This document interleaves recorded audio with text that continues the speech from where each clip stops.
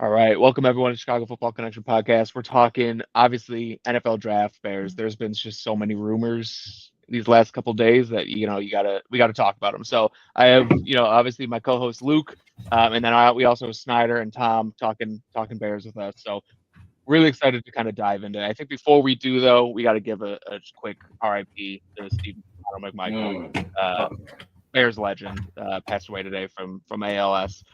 Shout out to him. Shout out to his family. Bear for life. And it's great that he was able to get in the Hall of Fame. But just wanted to shout him out real quick. But let's get into the rumors and kind of what we're hearing, what we think is smoke, what we think is fire. So the one that came out the other day was the Bears are going to be traded or thinking about trading up with the Jaguars to 5 to pick Genty. So let's start there. Kind of just throw it out to the room. What are your guys' instant reactions to that? Do you think it's real, and would you support the Bears doing it? I'm curious to hear Snyder's take because I know he feels very particular about Ashton Genty. I'll start with this one then. I'm at the stage where are you invested heavily the offensive line, aggressively pursued the hottest head coaching commodity. You believe in the quarterback to take the next step. I'm at the stage where my expectations are playoffs, and let's do everything we can to make a deep run. I understand the depth argument, but I think Genty is one of three of the elite blue chip prospects, and I look at him as a playmaker. I think, given the interior offensive line additions, given Ben Johnson, add the skill, it's one of the few times you'll be picking this high, and you can actually justify taking a running back, right? Like this was a couple of years ago during the Bijan Robinson debate. A lot of Bears fans said, maybe the Bears should consider them. I was totally against it because where the Bears were. This time, it's totally different. I think he makes the most of his 20-plus carries, makes the most of making guys miss. You got the game-breaking ability. And I think that type of player is the one that will make or break winning meaningful games. And it's been so long since we had any meaningful games. I think a lot of people forget, like, just that elite talent could actually move the needle for that. That's why I'm pushing it for it now. Yeah, I guess I would just follow up. Do you think it's legit? Like, do you think the Bears see it the same way as you do? Do you think they're actually actively trying to trade up to 5? And that's the thing, right? Ideally, they stay at 10, and I still allow them to be at ease. My thing is like, okay, I'm hearing, the price to move up in this draft isn't as high as it is normally, right? So if you're telling me that you can maybe scoot up from 10 to 5 and only trade, 72, or if you have to trade 41, I still do it, and then I worry about recouping a day 2 pick later on. So I think that could still be done. I think with the price not being as high as it is, it makes more sense now than maybe before. And, if it was, you're talking 2 first-round picks, totally not, right? But now I think the value's kind of there. Yeah. So I think it's interesting because we have the report that like, 6 teams in the top 10 are trying to trade down. And Right. it's like, shouldn't that kind of send us a message? Like, why are all these teams trying to trade down instead of just taking the guy that we want to trade up for? So yeah, you can get it at a discount. And I'm not discounting Genty. I think Genty's incredible. But if he's, it comes down to positional value. But again, it's like if he's so great and he's such a game changer, why are all these teams in such a hurry and to trade down, and not only trade down, but are willing to give up capital in a lesser trade down to get out of these picks? It's just interesting to me. And that's why I think that some of this might be a little bit of smoke. Um, I, I don't know. That's kind of where I'm at. In terms of Genty, I would actually be okay with trading up to get Genty if he's at like 7 or 8. I think that makes some sense. You don't have to give up much. You basically just like a pick swap. You can get to 8. I know the Panthers really want to move down, and it makes sense for them to want to move down. But those 39 and 41 in this draft class, like the guys you get at 39 or 41 are going to be just as good as the player you get at 20. Like that's just the type of draft class this is, and I think those 2 picks are just so valuable. Like I don't like moving off them, even for a player of Genty's caliber. And Snyder, for all of the things you said, like he does kind of change everything. But it is also a deep running back class. And I think even like, even if you trade back and get O'Marion Hampton first, or Henderson or Judkins or Martinez later on, like I think all those guys can elevate your running room enough where you don't need to pay the premium for Genty. But at the same time, I tweeted this yesterday. If they did it, I'd be thrilled as a fan, just like a fan, and like looking at the offense, I'd be like, hell yeah, man, this is gonna be sick. That's kind of where I'm at. Yeah, I think people are equating it to like the Eagles getting Saquon, and I see where they can draw that comparison. But I would just say that the Bears' offensive line, or I guess offensive infrastructure, is definitely a lot more of a projection than what the Eagles had, right? The Eagles were already a very, very good running team before they got Saquon, and then he was kind of more gasoline to the fire that made them like historically great. So like, I don't think that you can really quantify yet how much better Ashton Genty's going. Like, I think the other things we need to see fall into place first before we're like, okay, this thing's an elite running back away, or from taking it to the top. So to the point where we need to trade up to get that elite running back, like Steve said, in a class that's very, very deep. So I'm not against like taking Ashton Genty at 10, but like I think to make it a priority and again, give up some extra capital, like Steve said, in a class that there's so many good players in the middle rounds, like even pick 72, I think is a really, really good pick to have in this draft. I would be hesitant to do that. I would rather stand pat at 10 and just hope for the best that he falls. And if he doesn't, then you can go from there. But would I be mad if they gave up pick 72? No, I'd be pretty disappointed if they gave up one of the second round picks. Yeah. Like, I think I decided, like, as soon as we traded for Tooney, I was like, okay, I want us to take Ashton Genty, and I kind of got like emotionally attached to it then. So then when people were talking about trading up to, I'm like, screw it, just do it. And like just today, I had like that thought to myself where I was like, I really had to get over liking a running back at 10, and just because now I was excited about it, like I'm like, okay, like maybe I'll trade up. And honest to God, part of me think that that's slightly how Poles moves too. He seems like he gets nervous and wants to make, like, you get talk off the ledge for trading up for Rome last year. It kind of feels like shades of that again. I actually thought to myself, we're lucky Ian Cunningham didn't get a job for this draft. Like, it's probably good to have him in the room. If we traded up to 5 for him, I'd love the pick and hate the move kind of thing. Like, Genty is one of the 3 best players in this draft. He'll be one of the 5 most talented running backs in the NFL as soon as he gets there. He's legit that good. And it would be so nice to have an actual game breaker on the team. The Bears have had bruisers for the last decade, man. Like, this guy actually has breakaway ability, which could really unlock the Ben Johnson offense. So I would love if the Bears ended up with Genty. I think we're probably somewhere between a team that can't afford to have a running back like him or draft a running back like him and where the Eagles were last year. But like I do know, like I totally agree, Tom. Our offensive line may look good, but it is still projection. You probably shouldn't be trading up for a running back like that. So I hope we don't trade up for him. If you're going to trade up for someone, it better be like Abdul Carter.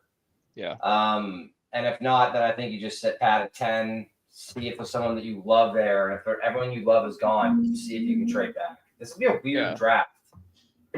Yeah, I think with Poles, like, it's well established that he will trade up to kind of get his guy, I think, like around the league and in the media. So like the question is, when we're talking like, is this smoke or fire? Like, is it coming from the Bears, like legitimately interested in trading up, or is it coming from the Jaguars and all these teams using the Bears as kind of a leverage play to get another team to trade up? I think that's just also equally, like, the Cowboys could easily trade up for Genty or trade up for a different player. But like, I think it could be that they're using the Bears and how Ryan Poles is perceived as a way to kind of get another team to jump.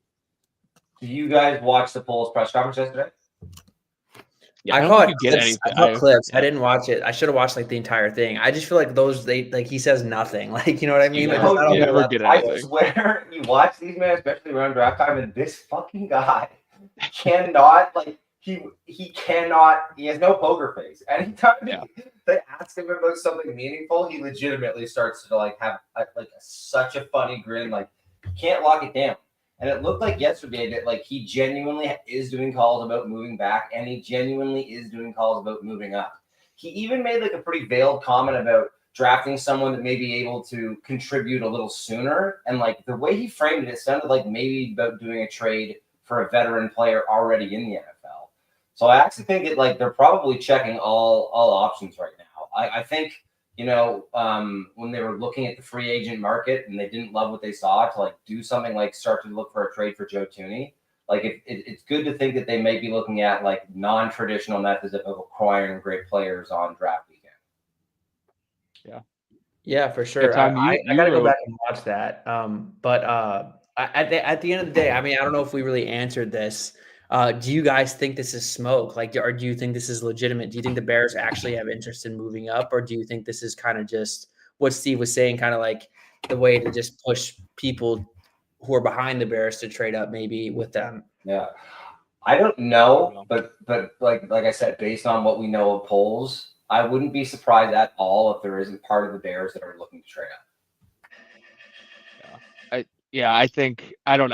The answer is I don't know. Like I don't know. Yeah. We won't know. Like it's just so hard to tell. And my gut says that it is true that they are at least exploring it, just because there have been multiple rumors. It's not we were talking about the Jaguars Genty rumor, but we have not talked about the Carter Giants rumor. So like the fact that it's coming from multiple sources, multiple teams, leads me to believe that there could be some truth to it, but it also could just be the Bears doing their due diligence. Maybe the Bears, have called the Giants and the Jaguars, but like, hey, what would it take to trade up? And then that got construed as, oh, the Bears are definitely interested in trading up. Like they should be calling every team in the top 10 and say, hey, what's it going to take to get to your spot? So who knows? And like Michael here says, this is false until season. Like absolutely. Like we were kind of talking about this beforehand. Like it seems like every year before there's some sort of rumor that pops up that that doesn't come true, or maybe it's not even like a fake rumor. It's just something they could be having these conversations, and then at the end of the day they decide not to pull the trigger. So who knows? Yeah, and Snyder, I'm curious too to hear from you. Like, what would be the most you'd give up to if you wanted to move to 5 and really secure Genty? Like, what's the most you're willing to give up? Mm-hmm. See, it's tough for me to trade 72 because I got your guys' argument right. Kind of jumping forward, like I'll the same about a lot of the guys at like 35 that I do in like the 70 range, right? Mm-hmm. So like picks are totally valuable, all of them.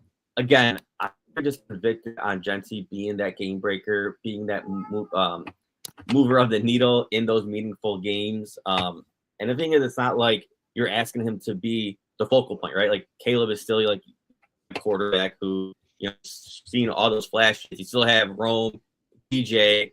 You have the investments. So I think like this is one of the unique scenarios that you've seen, maybe in the last 5 to 10 years where you could actually justify taking a running back, right? If you believe in everything that you've done so far. Again, I'm always on the more aggressive side, right? I'm stack the elite guys when you can get them, and then worry about depth later on because there's other ways to maneuver. There are other ways you can, maneuver through free agency, through trade backs, whatever you want to do. I would have a hard time saying no to 39. I mean, not 39, 41. If it took 41 and 10 to do it, I would do it. I'll be a little bit hesitant, but I'd end up ideally you could trade 72. But again, I'm always on the more aggressive side. What about a second? What about a future second?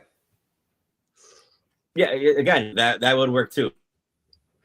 I think I don't know. Would you feel better about it if it was a future second, or would you still be the ice cream at home bet? See, I guess my strategy, Luke, is that if I'm trading up to 5, I am gonna, and maybe I have to hope, or I would trade really aggressively down at the other second round pick, right? Even if it's 25 picks, whatever it is, that's where I would try to recoup it. And then maybe next year, right? Move down from 1, move down from 2, try to recoup it that way. I just want to give Ben Johnson like his Ferrari, man. Like that's what I want. That's what I want to do. I just think there's so much more in place to where, again, this is like where you can maybe justify it more than you could have for other teams that took running backs early in round 1.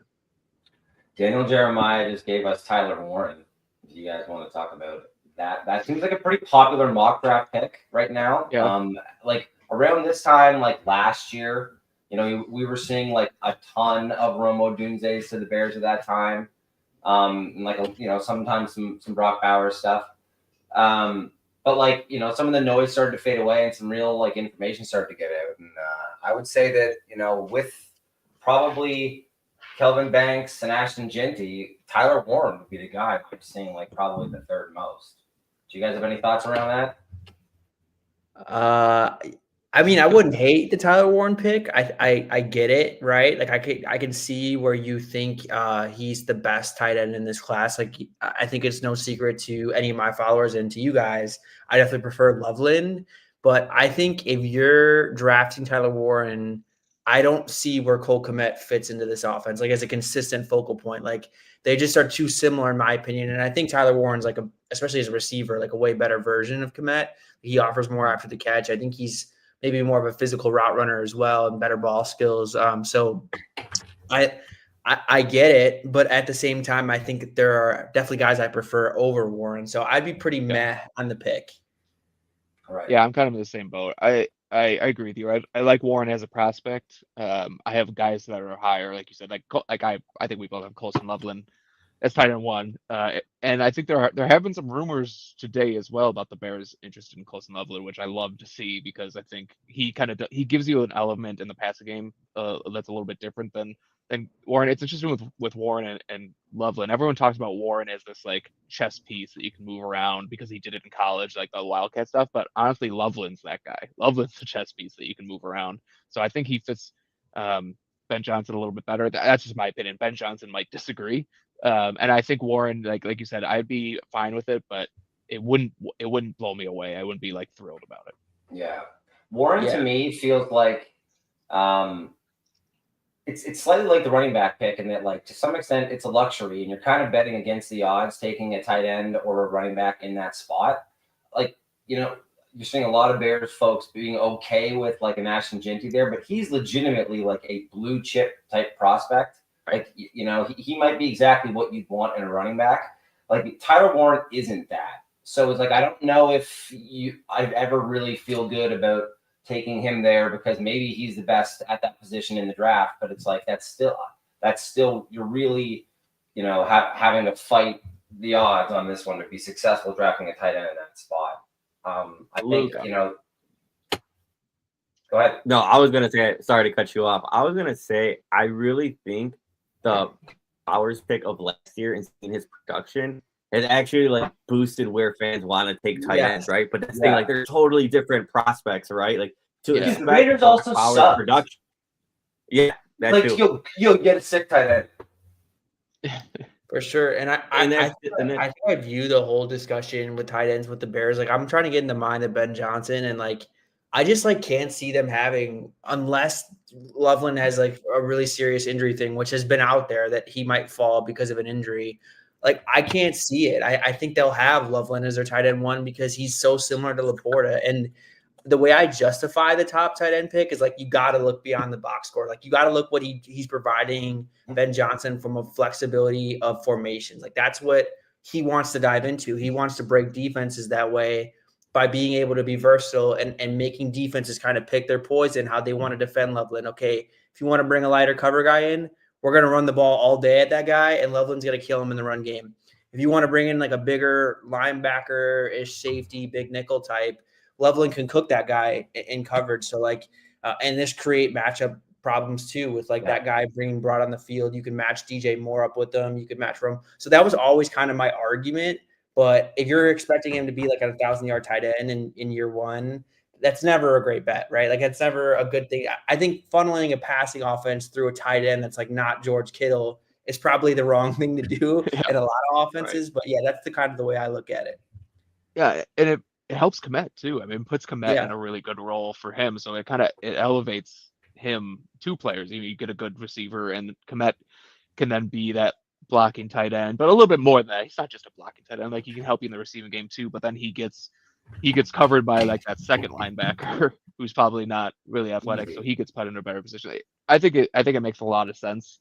I don't know if that's the way they're going to go, but I think it would make a lot of sense. But I will say just this: we don't have to talk about this a lot because I think we want to focus on like the first pick.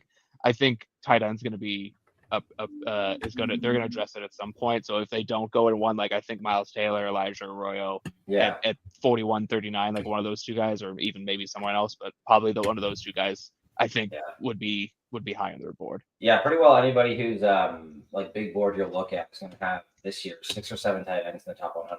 It's a pretty strong Yeah. position, and it's a lot of like pick your flavor. So I think that coupled with what I think we all agree is pretty bad value as far as tight end in the top 10 is one of those things where, you know, if it happens, there's 2 players that are, you know, probably you could find yourself getting excited about in Ben Johnson's offense. But for the most part, it feels like something we agree, you know, that we hope that they probably just address later.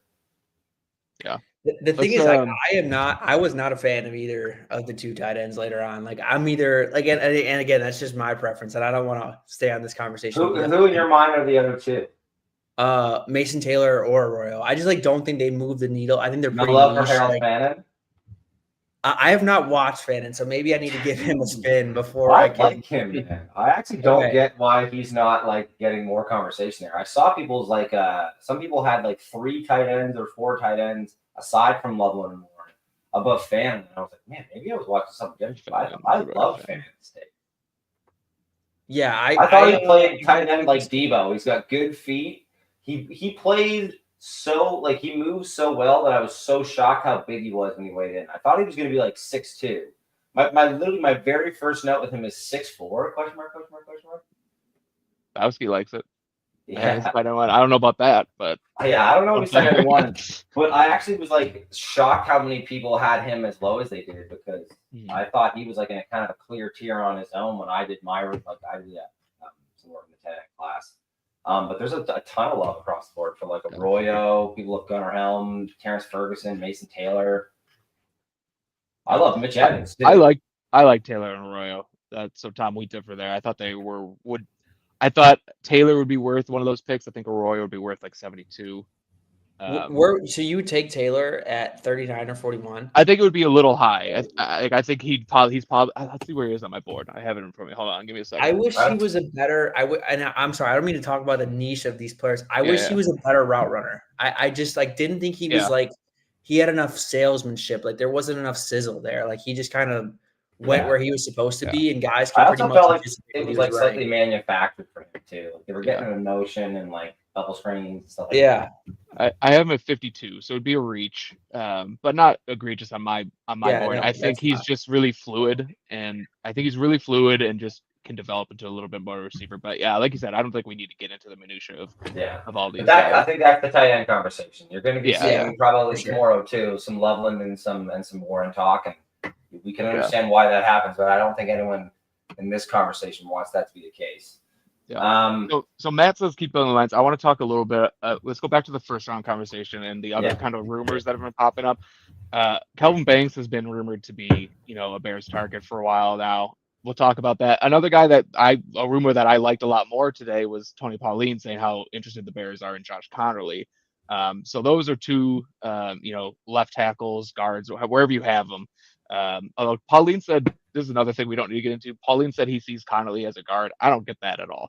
But anyway, that's a different conversation. But keep on the lines. Like, where do we fit? Where do we fall on those 2 guys, or a different, offensive lineman at 10? I'm glad you brought this up. Yeah, any of our listeners know I'm not a Kelvin Banks guy. Any of our Bears Blog Boys listeners, I mean, you guys know that too.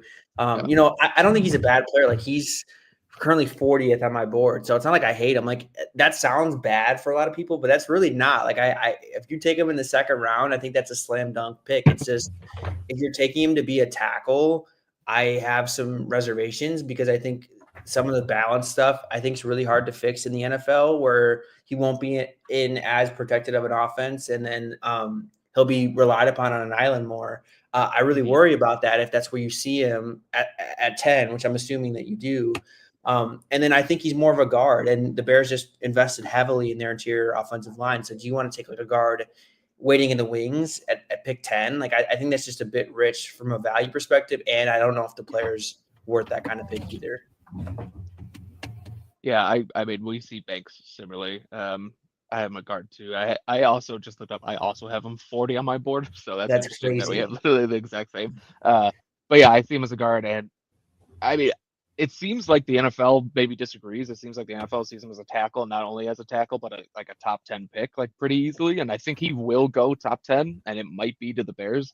It seems like he's even getting some like top 5 hype. I saw some people come from like to the Jaguars and the Raiders and everything. So, which is kind of is just what I'm hoping for. Like I hope to God Banks goes 5 to the Jaguars, so I can just be like, okay, Yeah. perfect. Like there's not a whole lot of directions they can go now where I'll be like pissed off.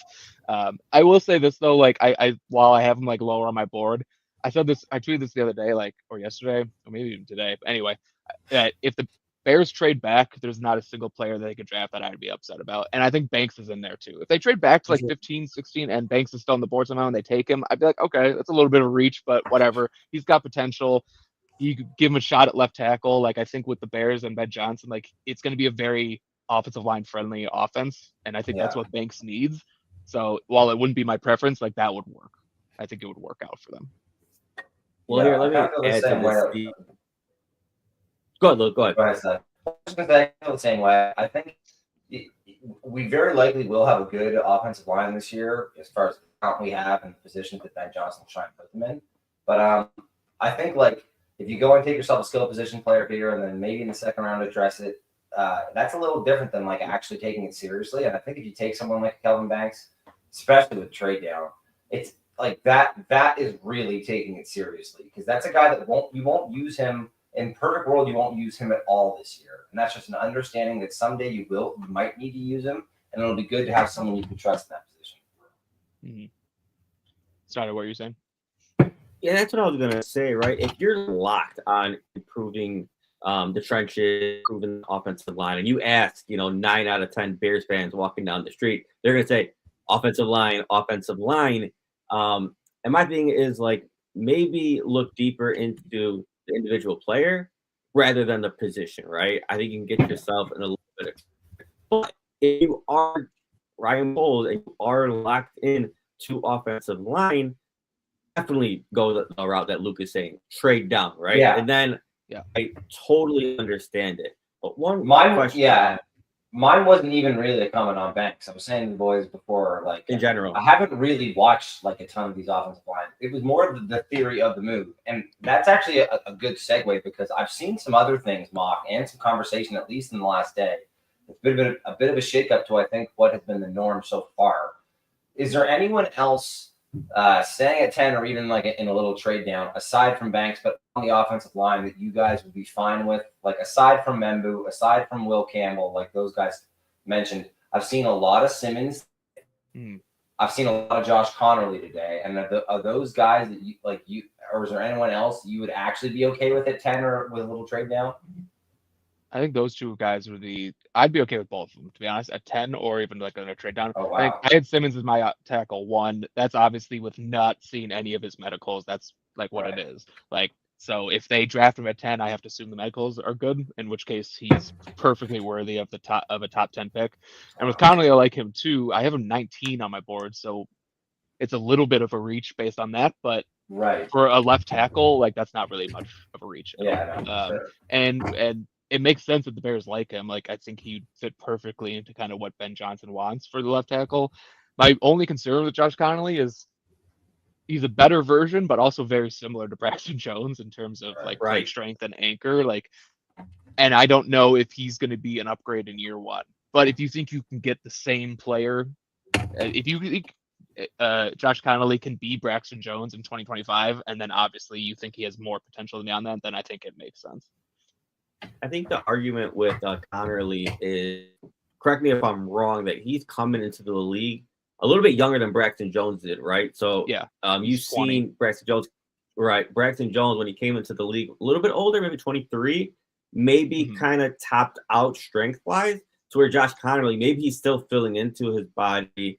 That's one thing you can kind of maybe make the argument for. But I think my general take about this offensive tackle class in general, like if there was a Joe Alt, Paris Campbell, or the left tackle version of Darnell Wright, I'd be all for, left tackle.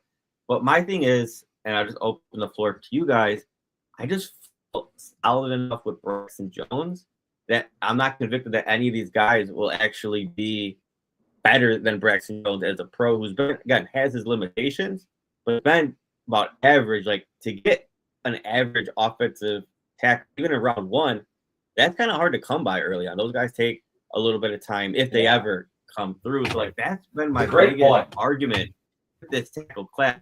And not to jump around, it's why in this class than ever before, why I'm kind of pounding the table for Genty. Because there's not really that guy at offensive tackle and even at defensive line, not to get all over the place. But that's why I build the line. I know it's been a weakness the past through the Poles era, but my thing is like, it's just not the class to really hammer it in the way a lot of people want it to. Is there any other line we haven't talked about?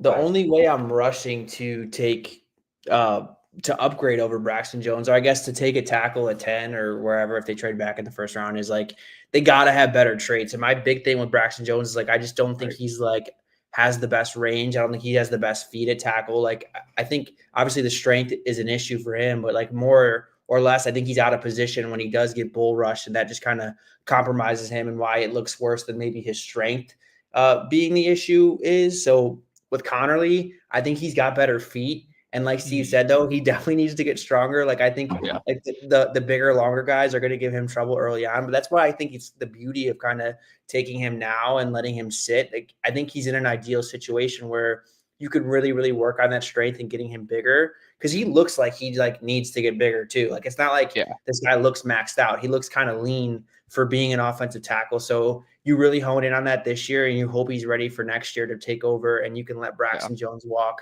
and probably get a comp pick from that, because he'll probably get a bag in free agency. So like I think that's a nice plan. I don't think Membu is getting there. Will Campbell sounds like he's going 4, but like I don't know if I'd love Will Campbell. Like I have some concerns with him.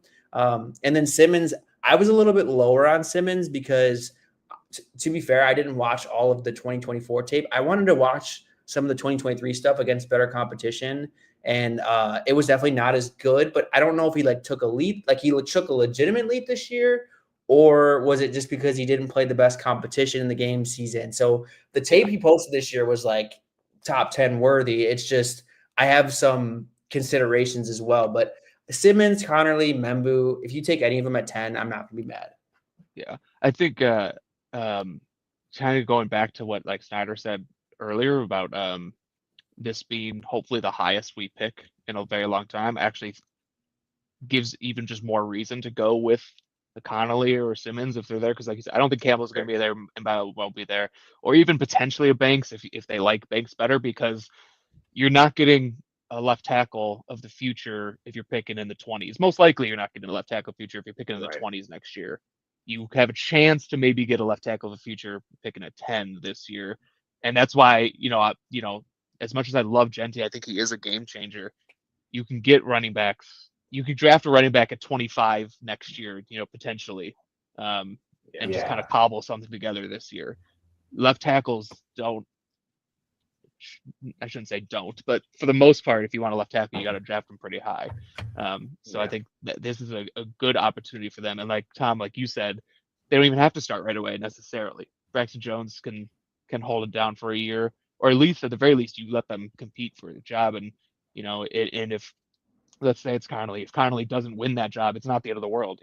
You can let him sit for a year, learn, get stronger, and then take over in 2026. So I think that makes a lot of sense. I think it makes a lot of sense. Steve, am I crazy to say that like the tackle class that you're considering at 10 this year maybe would be like in that 20 range, and like maybe like the past couple of drafts, or maybe moving forward? Am I like kind of that's what I'm kind of thinking. I think that's kind of spot on. Like I was listening to, I think it was Daniel Jeremiah's podcast, whatever, or maybe it was The Athletic, I can't remember, but he kind of said that like this is an odd draft because the tackles that you have like that are gonna go, like let's say Connolly goes in like the 20s, the Bears don't pick him. Like he's a little bit different than some of the tackles that usually go in that range. Like last year, the tackles that went in that range were more like athletic freaks that needed some work. Where Connolly's more of he's athletic, but he's not an athletic freak, and he's actually a little bit more polished than the other guy. So he's kind of more of like I don't want to say low ceiling, but moderate ceiling, moderate floor kind of situation. So I kind of do agree with you there. I do think like Connerly and Simmons, because of his injuries and like what Tom said with the issues with was it an actual jump or was it just a small sample size? Like I do think like these are typical prospects that probably go in that 15 to 25 range in a normal draft. So that's a good point. For sure. And like these guys are always going to get pushed off the board because of the position they play in most drafts too. So, but I definitely think like that's kind of how I see him too, Snyder, in most classes. I mean, I only have like, Steve, I'm curious to get your take, and Luke too. Mhm. I only have like 8 true first round grades in this class, like blue chip guys I feel really good about coming in and being impact starters right away. Like I am pretty low on the top end of this class as of ever. Like, that's not a hot take, but yeah. I just, this is like a second round type of draft class. Yeah. I have 13, so a little bit higher, but I still think that's low, like overall. Like usually it's like around like 20-ish for like first round grades. So 13 is pretty low. Sure. That's for sure. Yeah. Yeah. What do you guys think about this? What range would you be They into? said that they asked us about Ursary. I like Ursary. So like when it comes to Ursary, I kind of mentioned this in our group chat like before because we were talking Banks, and I was like, Banks is a guy who has potential, but he's a guy you kind of need to hide as your left tackle with play action or like RPOs, like whatever it is, like chips, whatever it may be. You kind of have to hide him. So in my opinion, I'd rather take Ursary, who I view the same way as a guy who you could maybe play at tackle, but you got to have to, kind of scheme around him. Take him in the second rather than a similar guy, even though I have Banks over Ursary in terms of offensive line. But just take Ursary in round 2 if you want a guy that you're going to have to scheme around anyway. So that's my thought. I'd be comfortable with him at 39 or 41. I don't know if I'd be thrilled about it, but I'd be comfortable with him there. Right. I think the intriguing part about him too is he can make that Mekhi Becton transition inside, because I think he's a really, really good run blocker. Like at least he'll provide you that early on, and maybe that would play better inside. I mean, he's huge, so I don't know. Like he plays pretty upright. I don't know how well that would go, but that's also why, I'd be more fascinated with the range he's probably going to go in versus taking a Banks high as well. Mm-hmm. Should we talk about? Oh, sorry, Snyder. I didn't mean to cut you off. I was saying because we didn't talk about the Giants trade up rumor. Yeah, that's what I was literally just. Snyder, why don't you say what you're gonna say, and then we'll talk. We'll talk that. Yeah. So like everything considered, like that's actually my way I'd like to go. Right. That's why I think Genty is getting pushed up to a lot of Bears fans. Why Colston Loveland's getting pushed up, because they're kind of just looked at as offensive weapons. I think the way I handle it is I ride with Braxton Jones. I still have a little bit of hope left but let me take another swing in round 2 or 3. Get a guy like Irsay or the other guy, Jonah. I can't pronounce his last name. Savaiinaea, Savaiinaea. I really like that way of approach, and kind of letting that work out. And then a year from now, you see, did Braxton Jones play really well with Ben Johnson? If he's more a theme, and then you have those 2 young guys kind of developing. But still, doesn't stop you. Maybe you aggressively pursue the position next year. That would be my plan of attack, because I do like a lot of these. And again, both guys have flexibility to go inside. So if you're looking long term, maybe beyond Joe Thuney, maybe a guy who maybe gives Jonah Jackson some competition. I like that route when it comes to the offensive line in that 2 to 3 range. Yeah, no, I like that. All right, let's talk about the other rumor. So the other rumor was Bears trading up to 3 with the Giants to get Carter. Now, what I'll say about this is we talked about when we were talking about trading up for Genty, we mentioned that you maybe don't have to give up as much to get up because of the nature of the draft class. I'm going to say I do not think that it would be the case to trade up to 3. Yeah.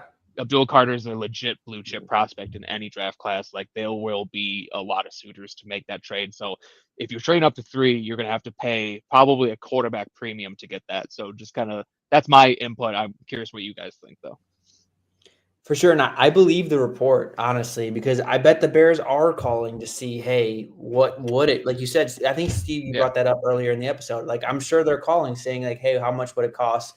Maybe they did offer a 2nd round pick from a questionable source, I said, who tweeted that out, but maybe that's what they did. And the Giants were like, no way. And the Bears kind of stopped it there. I could totally see that, but I'm curious, like, if they were willing to do that with Carter, does that like change how they're the type of edge rusher they're gonna go after in this draft? Because if you're willing to trade up for Abdul Carter, why not take a Mike Green? Why not take a Donovan Ezeraku? Like I think that that's kind of intriguing what I got from that, if it is true, but I could totally see them seeing what it would cost to get up to 3. Yeah, I think with Carter, he's such a freak that you kind of shake off any scheme Fair. fit talk you want to Right. have. But I think Dennis Allen, like it's pretty much it's been 10 years more of data points at this point. Like I Yeah. think he wants those big edge players, but I think you have a chance to get Abdul Carter. That's different. Like kind of like when he was with the Raiders and they drafted Khalil Mack. Like this guy's just different. Like we'll work around him. But like if you get in around 2, then they'll be like, okay, no, now we need our scheme fit guys. That's just I could be way wrong. I could be way off base there, but that's just what I think. But I think Luke or Sai, were you guys gonna say something? Yeah, I mean, I think it would completely change the outlook of that edge rusher group. And I said to you guys in our group chat today that I thought that edge, if you had to talk about what, might be the biggest need on the roster, because we were saying that, for the first time in a while, the roster's pretty good. And this is a situation where you could probably justify taking like a running back because it doesn't feel like there's any obvious holes that are going to sink the ship right now. But we did say, if there was one, it really might be edge one on this team, or at least having like a really blue star, someone you trust on third downs to rush the passer, game breaker type person. Like I don't think anyone here like hates Montez Sweat game, and he's paid like one of the better players at the position in the league, but he's not really that kind of difference maker. At least he wasn't last year, and he may have been injured, but it's probably the biggest difference between us and the elite teams, and someone like an Abdul Carter would completely change the outlook of that group.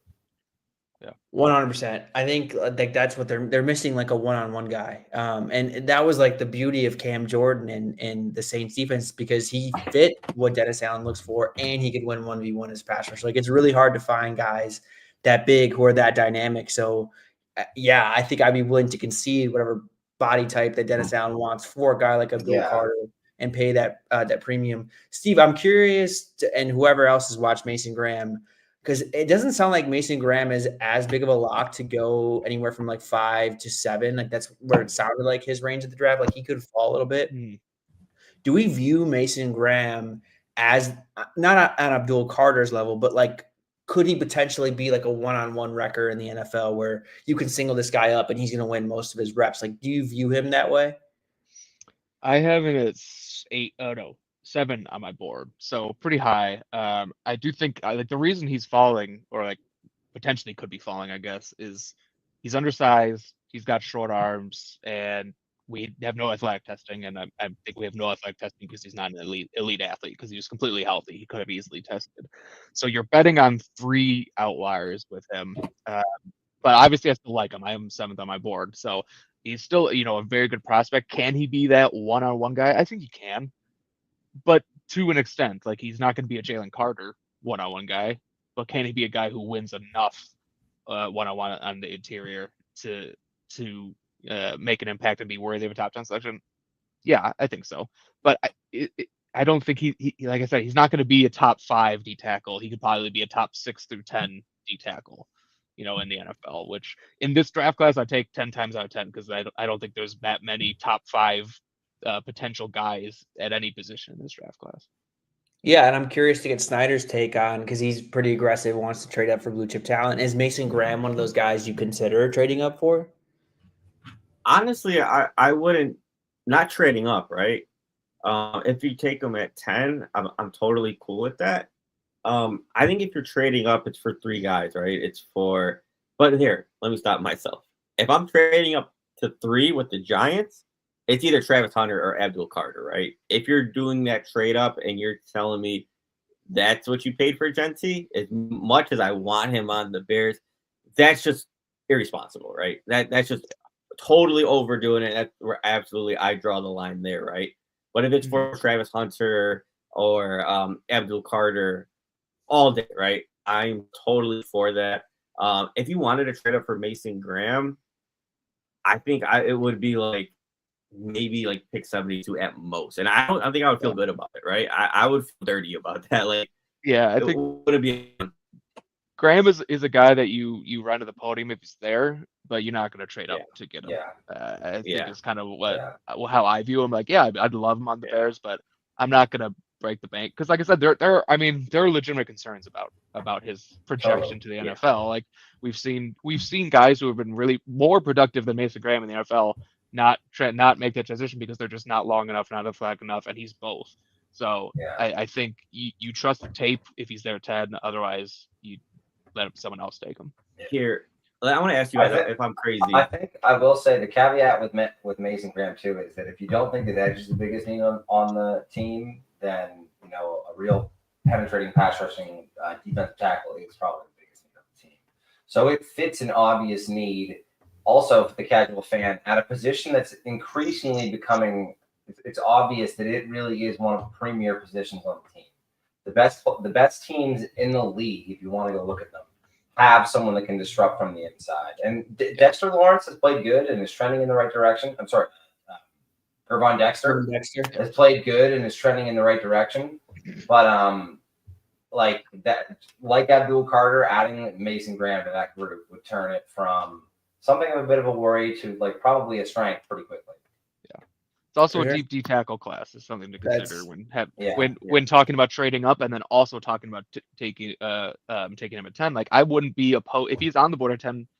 I wouldn't be opposed to going with like a Loveland or someone like that because like the D tackle you can get at 70 at 39 is probably going to be pretty good. Not on Mason Graham's level, but someone who who would probably on most occasions be a late first round pick because they'll Graham will go first round. Walter Nolan's probably going to go first round. Kenneth Grant's probably going to go first round. I know Harmon has some injury things, so he might drop, but he has a good chance to go first round. So you're talking about like the 4th or 5th D tackle at 39 that on most draft classes would be D tackle 2, maybe 3. So I think that's something you got to consider as well. I think it was the Raiders GM who kind of said something along that lines with Ashton Denty that you got to weigh kind of what you're going to get in round 2. And I think with D tackle and running back, those two positions are in this class something you got to take into account, and also maybe something you take into account with edge because I like this edge class, but Carter's such a big step over what you get in round 2 at edge. Even though I like kind of the depth of that class. Snyder, I know you were about to ask a question. I want you to ask that, but someone asked how far is the gap between Kenneth Grant, Walter Nolan, and Mason Graham. Steve, for me, I mean, I have Mason Graham slightly above Grant.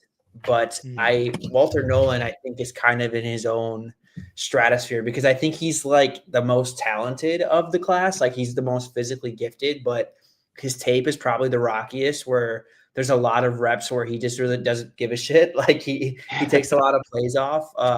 And I think PFF had him down as a pretty good run defender, but like his current technique, I think needs a lot of work. So it really depends on whether or not you buy into flashes with a guy like Walter Nolan, because I can see you having him as your DT1 if you really do buy into flashes. But I think Mason Graham's is probably the safest of the bunch because he's been the most productive, and I kind of know exactly what he's going to be in the NFL.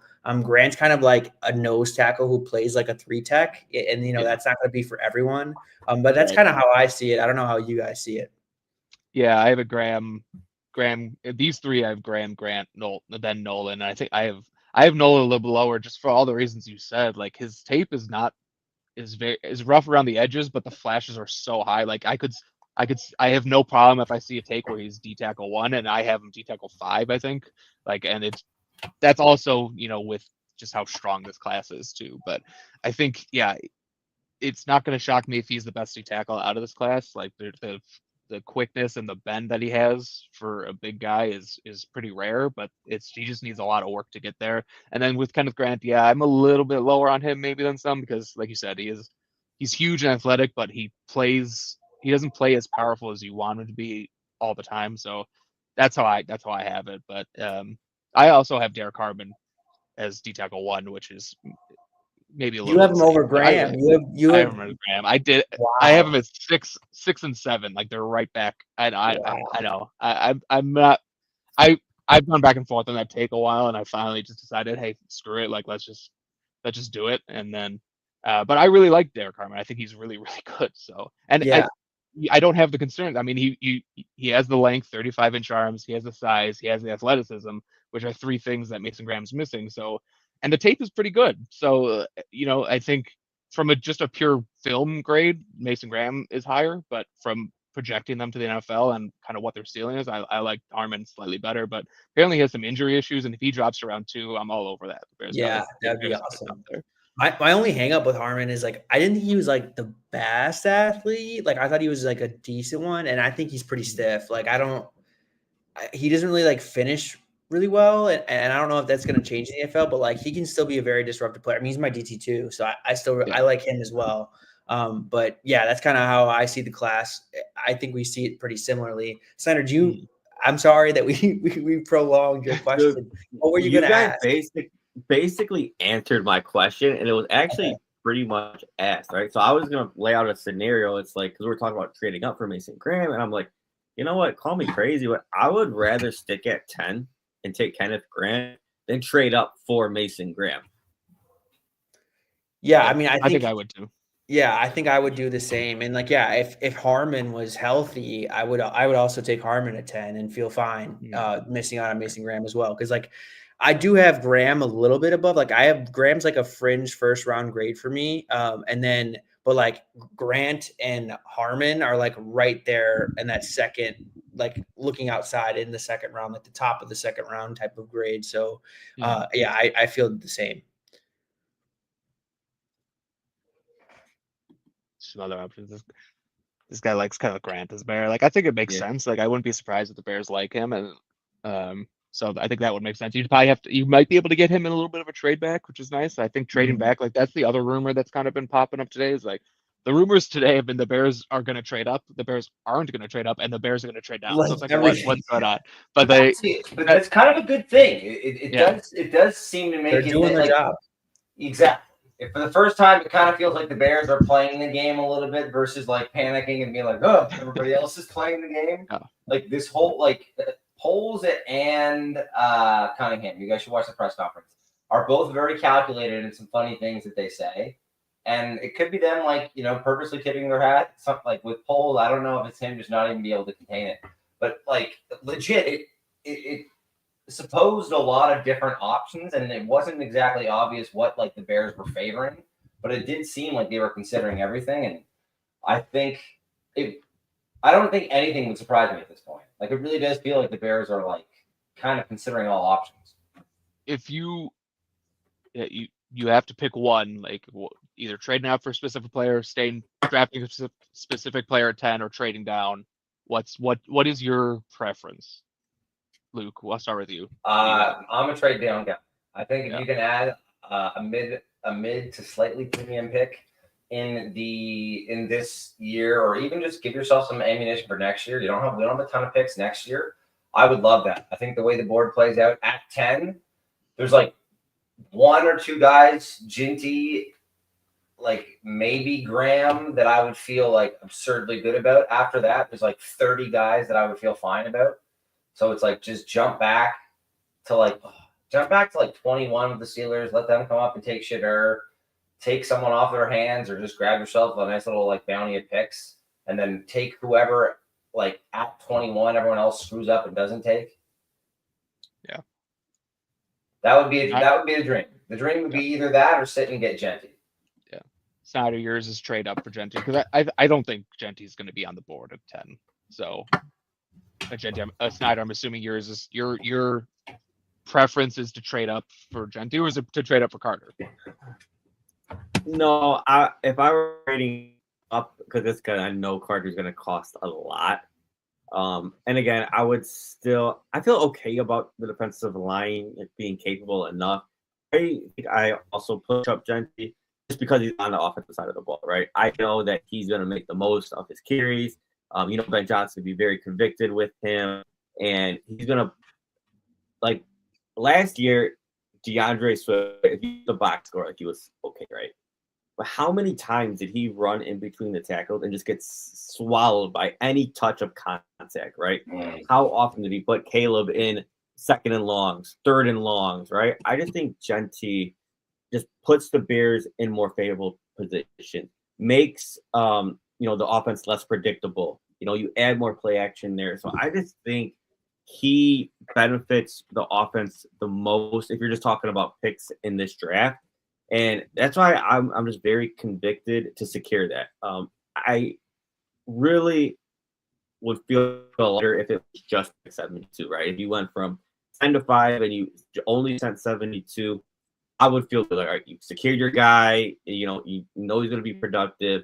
Now, if I'm sending 41 or 39 there, I feel dirty about it. I'm still happy, but I just feel like oh, I feel like a little slut. I'm sorry to say it, but I just feel dirty there. Yeah. So let me ask you. So do you prefer 10 and 72, or do you what about like 10 and 41, but then the Jaguars give you like 107, which like matches up like pretty good? Would you prefer that, or just give them 72? Be cool with either or. To be honest, in that one, I prefer 72, but I'm cool with either one. I know it's gonna hurt a little bit. It's gonna feel dirty, but I think there's other ways to maneuver and kind of recoup to kind of make up for that. It's nothing great. Like, you're not trading 2 first-round picks, right? Like, it's not that bad. You're getting a young offensive weapon who, again, it makes sense. It's not like when the Giants took Saquon, or when the Rams took Gurley, or it's not like that. It's a totally different team. Yeah. Tom, dream scenario. What's your dream scenario? We know you don't want to trade him for Jesse. We know. Yeah, that's definitely. No way. I'm like Snyder. Like, I came to from being like a running backs don't matter guy. Like, I've come to the point where I'm accepting and want them to take a running back at 10, and then he just has to take it another level and be like, trade pick 41. Like, why can't we just meet in the middle, bro? Like, why can't you let me out? I'm trying to get excited about it. Yeah, exactly. But I will try to be different, because I do think Ashton Jeanty will be available at 10, and I do think he will be the pick when the Bears they're talking about joining Mike Green. It's one of those just football guy picks. I would be excited about watching an awesome football player on my team. But obviously, I mean, I love Mike Green on the field. I don't know what he is off the field. Just clip that. I love Mike Green. That's not great. Yeah, I can't speak to what he is off the field, but I'll be different. And let's say Jeanty's gone, the Bears stick at 10. I will stand firm. I want my pick to be close to Loveland. He's a top 4 player in this class for me. I think he's a special talent. Again, I think for Ben Johnson specifically, who has made it a priority to find hybrid players to alter defensive formations and how they have to game plan. I think he's the skeleton key that kind of unlocks that for him. A true hybrid player you can do a bunch of different things with, that, again, I think brings more value than just considering him as like 1,000-yard guy. Like, I don't think you're ever going to be fulfilled if that's how you view him, because you already have Rome and DJ. Again, I think I think you got to really look beyond that. And I think that he's that special of a talent that he would just allow Ben Johnson to tap into so much. And he improves your run game too, because he's a really good run blocking tight end. It is a good question, though. Like, if we were in this position last year, do you think you'd feel differently about this pick if your head coach is Matt Eberflus? Yes, absolutely. Funny how it works, though, but I think like all of the way that you view the offensive perception this year is through a lens of, we actually have a coach that might put you in the best position to succeed. And it wouldn't surprise me if, like, it's kind of why, like, I probably came around to the idea of Jeanty, and it feels like it's probably why you've come around to the idea of Loveland, because Loveland is insanely talented. Like, my notes on him are glowing, but it's one of those things where it's like it feels like maybe like similar to like the Jalen Walker type talk, where if this player isn't used right, it's, you could really get into an issue with value here. And it does kind of feel like with Ben Johnson in-house, like, when you talk about the potential of a player on offense, it feels like we're going to be a team that's going to be able to kind of approach that. For sure, Luke. I think that's spot on, because if you're just going to use him as an inline wide tight end, like, you're not going to get what pick 10 is going to, like, that's right. The value is in the line there. Like, you really have to put him in the right situation, which we have proof of concept of him doing that with Laporta. Right. And I think Loveland's an even better version and unlocks so much more for Ben Johnson, because he's a way better blocker than Laporta. Like, that's how I vision it, and why I just think that talent paired with what I know Ben Johnson can do with him, I think is absolutely worth the 10th overall pick.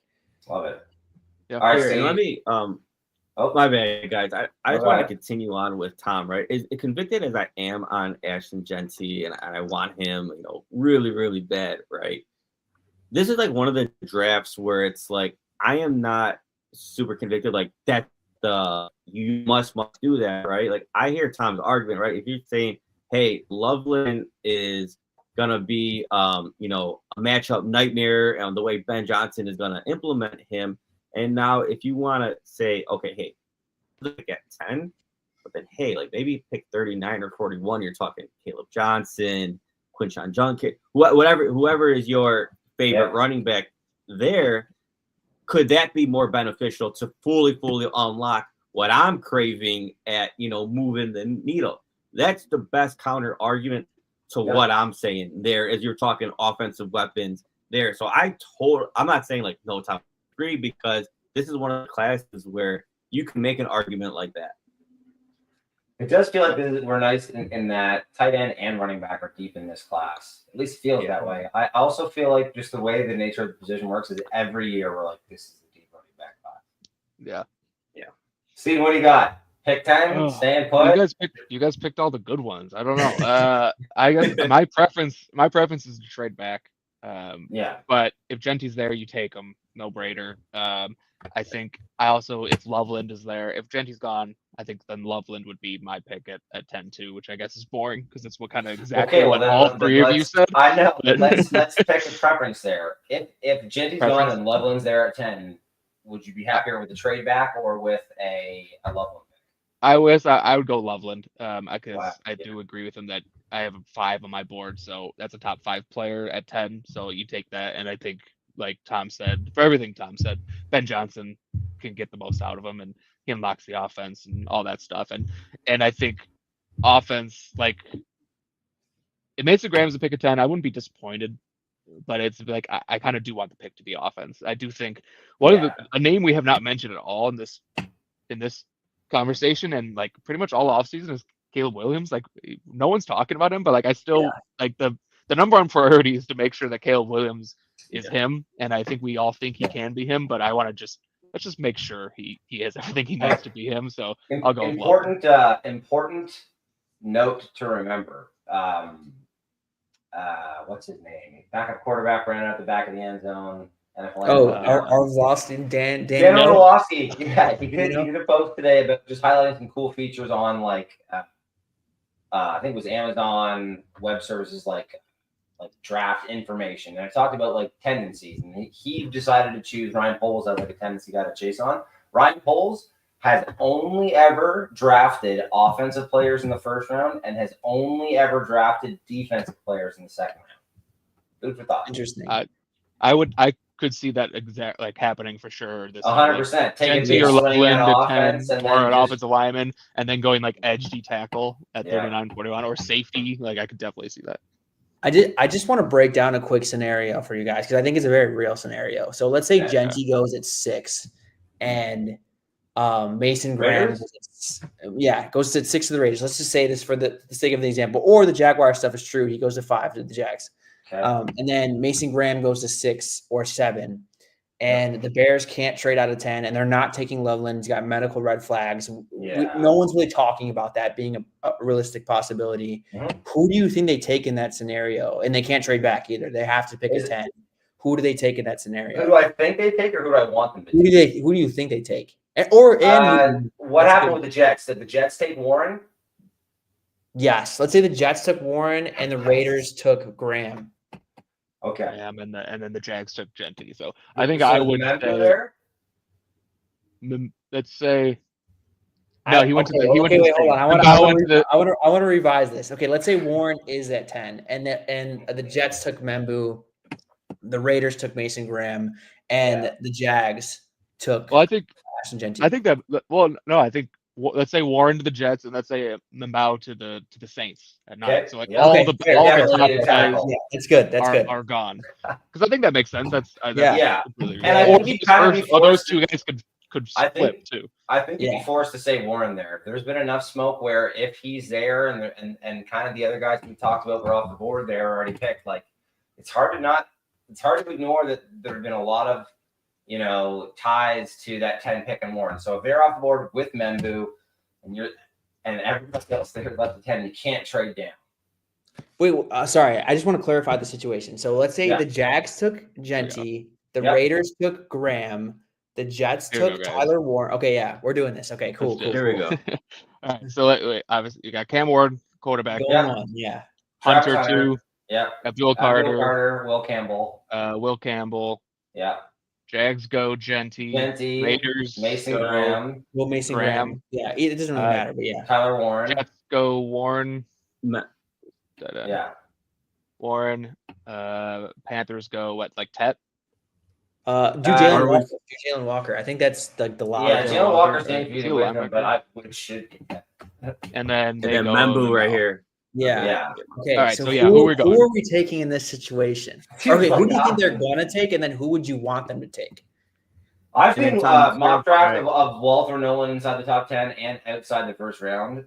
So like, there's a chance it could be there. I don't think it's going to be an undersized edge. We talked about that. So I don't think it's going to be Azaraku or Mike Green. I would be sick to my stomach if it's Omarion Hampton. This is who it would be. I think. Yeah. I think it'd be Banks. There's been some Kelvin Banks smoke. Dude, Luke, you don't like Hampton. I love Hampton, man. I really enjoyed him, and I'd way rather take Hampton than Banks at 10. Like I thought he was just kind of like, I thought he was like a fast Khalil Herbert, which is like good because Khalil Herbert can run the rock like a psycho, and just the only issue is he isn't very fast. But I didn't like I was looking at it with my blinders with Ashton Genty. I kind of thought he's not exactly like an A+ home run hitter, and I was like, do not use a first round pick on a running back that's like that. Yeah, I guess I just thought Question. he had like really good burst, and then paired that with contact balance. Like, His contact balance is sick. yeah, Yeah. that's I why I think- really liked him. Yeah, I think what they would do is go Banks.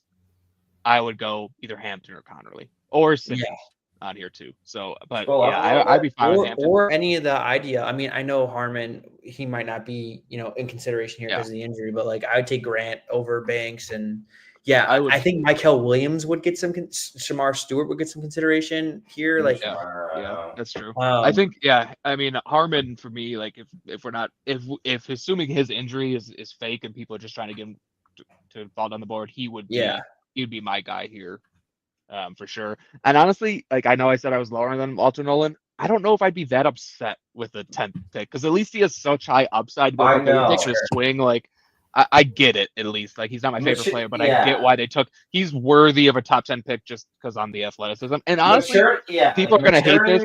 Maturing is realizing that sometimes you actually do need to take a risk on a player you aren't even sure about either, just because like that's how it works in the top 10. People are gonna hate this. I would understand Shamar Stewart as well. I wouldn't Dude, like I it. was just understand about it. to say like that is exactly what I had in mind when I said that. Is that like I actually am like pretty sure he won't ever be the player that he could be, but there is a chance that he could be. And the players that end up great look a lot like Shamar Stewart.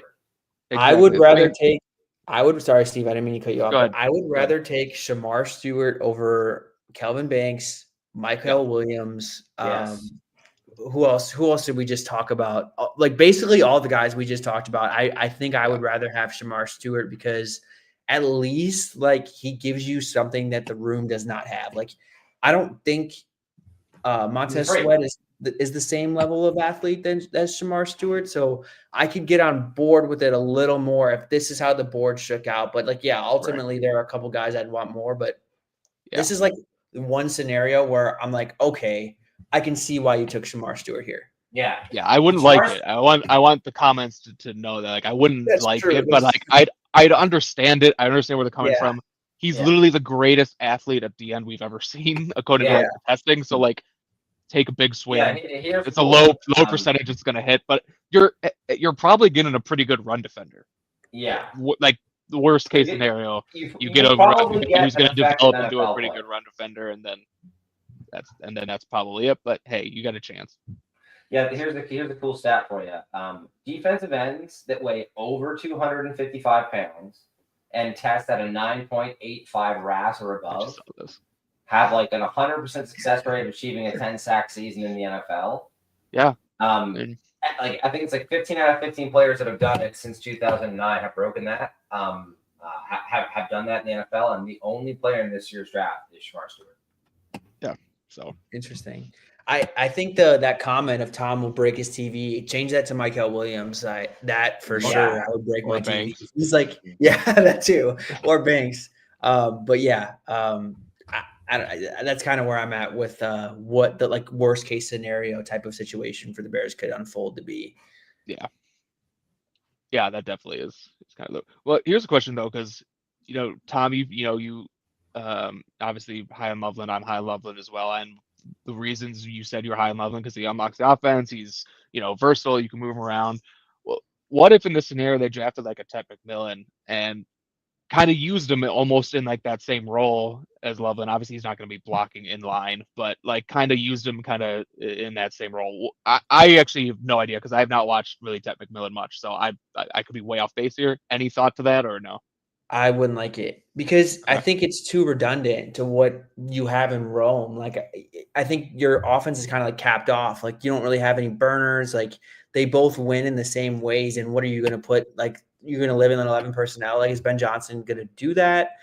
He's not a good blocker. Ted McMillan's not a good blocker at all. So I think in order for that to work, you would have to have like an Amon-Ra, Puka type player that's going to, shift into the formation and block in line some, which we've seen receivers do that, but that is like not Ted at all. I know Rome can do that a bit, but like, I think that's just like I think you're running into some of the same issues you did last year where there's too many mouths to feed and you have to live in 11 and you can't really threaten defenses other ways. So yeah, I'd be against that for sure. It's actually funny because last time we did this, like we did this conversation came up when we did like a GM like role play for the draft, and I kind of said like if you're looking for an offensive weapon, like Ted McMillan is a better offensive weapon than Loveland. But like to your point, like he might be like if for similar type prospects, wide receiver is a more important position than tight end is. But like you're completely right in that the way he wins and the way you use him is kind of the way that you'd want to use DJ Moore and Rome Odunze. Yeah. And, like, it would be redundant and would probably force you to put some really good football players off the field more than you'd like. And it's also important to say that, like, if tight end and wide receiver are both offensive playmakers, they aren't the same position. And the things that you can unlock with a Loveland, you can't necessarily like unlock with T-Mac as well just because he's a great player. Yeah, that's the thing. I think like formationally, it would be hard to like constantly live with all three of those guys on the field. And like if you're investing the top 10 pick in Ted, like you got to make him a big part of your offense. So yeah, I don't really see that one. I think if Ted's on the board there when you pick a 10, though, you need to be fielding as many calls as you can. There's some wide receiver star teams in the NFL right now. They're probably all fighting over each other again. Yep, I think that's a very good point. He's a guy that someone might trade up with, potentially one of the quarterbacks. If only one quarterback goes off the board, I think Warren is on the board. That's someone like the Colts or someone might trade up for. There's people always say like they don't think no one's willing to trade up in this draft class. I think there are some guys that teams might be willing to trade up for, and it kind of is like because it's such a weaker draft class at the top. If you fall in love with one guy, you're willing to kind of do whatever it takes to get that guy because there aren't those other options as well. So I almost think that it makes it more likely that a team would trade up to 10 because there's just not they just not as many options for them to choose from that they actually like. So yeah, we'll see. All right, boys. Anything else we want to add? Or we kind of we covered all the rumors for the most part. Yeah. The only thing I think that is worth noting is it seems like the Jaguars are possibly making a move to try and get up to 2. It's all smoke, man. Like they're supposed to do everything. They're supposed to trade back. They're supposed to trade up. Like it's all smoke. On the topic of smoke, Daniel Jeremiah tweets out about an hour ago and just tweets out in the history of the Jaguars, they have like their best teams have been led by amazing running backs. It wouldn't surprise me if the Jaguars took Ashton Jeanty. And then in his mock draft, has the Jaguars taking Ashton Jeanty. And in my head, I'm like, this is a plant. Like this is you got 150K to make that tweet. Yeah, right. That's my goal. My goal is to get just big enough where someone will pay me to put up smoke screens. I will gladly do it. Like, give me $20 to put up a smoke screen. Absolutely, yeah. I'm just gonna start tweeting out lies and like see where it goes. Seriously, honestly, like that's not you. I bet you could get like pretty a good engagement on just like a fake, just a straight bold faced lie. Yeah, like after that, we're considering it. Yeah, I mean, there's a lot of people on Twitter making a lot of engagement off of that these days. So like, I'm sure you could do it. All right. I think we're good. 24 hours, man. The Bears will be out. Bears have already picked 24 hours Yeah, from now. probably. So Yeah. It'd be it's crazy. exciting times. We'll have to do this again after the draft. Yep. Talk about the hall and everything like that. definitely. So yeah, thanks everyone for listening, and bear down. Bear down. Bear down. Right on, yeah.